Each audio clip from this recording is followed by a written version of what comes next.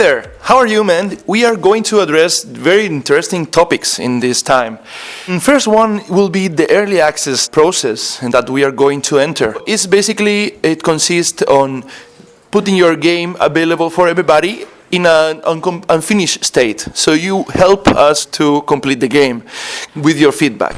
So first question, how do I participate on an early access process and what I should expect from a game in this kind of development state?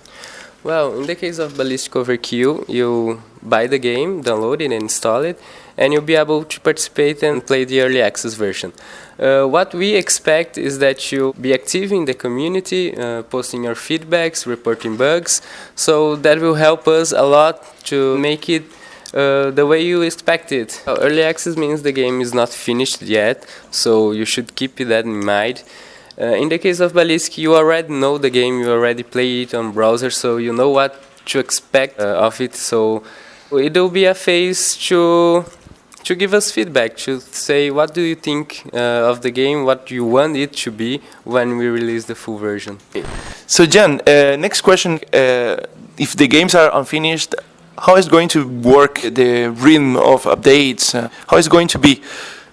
Well, the frequency of the updates depends from game to game. When you're going to buy an early access game, you have to check the page of that game to check what kind of updates they have and the frequency of that updates. We hope to make good updates in, I don't know, at least one time every 2 weeks or something. So how the price in this kind of game works? Well, it depends. Some developers put a lower price on early access games before they release. Others have a more expensive price before the game is released. The reason is the ones who usually put the price higher, they want you to give feedback only if you really want to be involved in the process. So, Jen, this is like when you buy a game before it's available, like pre-order? No, it's not, because when you buy a game in early access, you already have it, you can already play it. So when you buy a game in early access, you don't have to buy the full version. When the full version is released, you have it, so you don't have to buy the game 2 times, only during early access. So when will the game be released? It depends on the developer. The basic point of early access is to keep this evolution till the point we and you, the developers and players, we all see the game is ready and it's has everything we want to have as a full product. So Jesus, tell us about this beta version. Yeah, the beta version is coming along pretty nice, but it's not ready for showing and making it available for the public. The thing is that we prefer to wait a little bit and do more close testings until we go public and show you the final early access first version. Tell us about this process where we've been posting on Facebook page about the community lore, Ballistic lore. Yeah, finally, as you know, we have been asking you about classes, what you think about each one, and you have been responding pretty nice and pretty well with a lot of feedback, especially on Facebook, but also on forums. So we want to thank you for your support, and we want you to know that we are going to implement that during the early access process. So feel free to complete your feedback or post new stuff on forums, especially because we are going to follow, especially with special care, everything you have posted there on forums. So that's all for now with GM Jan. But we have another special guest that is going to come here very soon. That's Amilton Diesel, the technical artist lead of the project, and see you shortly. Hey there. So, Hamilton, can you tell us a little bit about the art style of Ballistic? Yeah, the project started about 4 years ago. So that was a long process until we defined the art style that we have today in the project.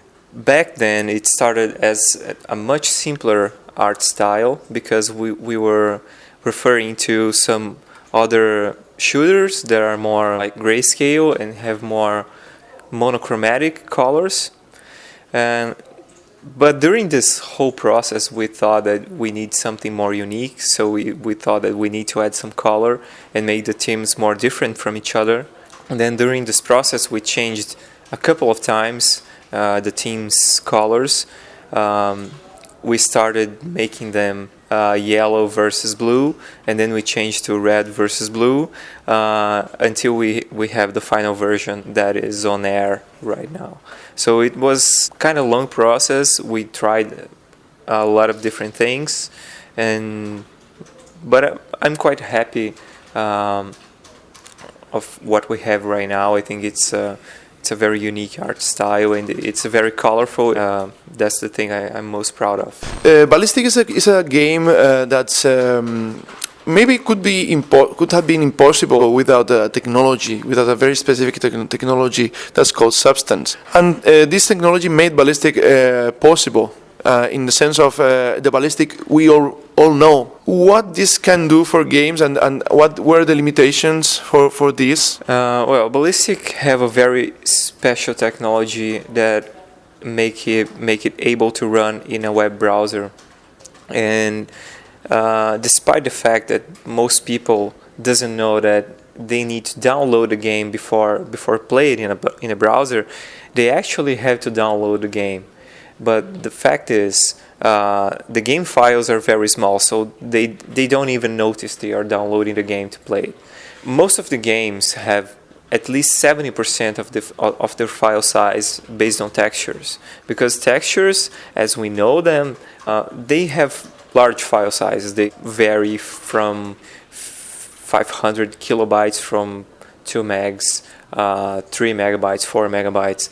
And in Ballistic, if we have all these bitmaps to compose the environments, it will take a large space on disk to store that, and a large amount of time for the players to download this content and play in a browser. We used a different technology to develop the environments, especially, which is called Substance. And this technology is based in not taking pictures of those textures, brick walls, concrete walls, carpets, wooden planks, and stuff like that. Instead of taking pictures of this material, we recreate those materials in a procedural way using some math algorithms. I think it's not that much realistic comparing to a photograph, but it's convincible, and that's important regarding a video game. So we created these textures using this software called Substance, and then the textures were largely reduced to something that could fit on a file of 15 to 20 megabytes. So that's make Ballistic possible to run on a web browser, and players can download it easily. Now I want to know a little bit more about Amilton's past. Before making games, he was working for architecture firms. I would like to know more about that experience and the influence on the game.